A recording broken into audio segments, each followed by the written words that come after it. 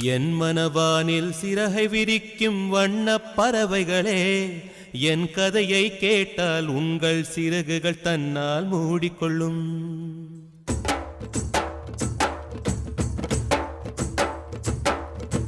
என் மனவானில் சிறகை விரிக்கும் வண்ணப் பறவைகளே, என் கதையை கேட்டால் உங்கள் சிறகுகள் தன்னால் மூடிக்கொள்ளும்.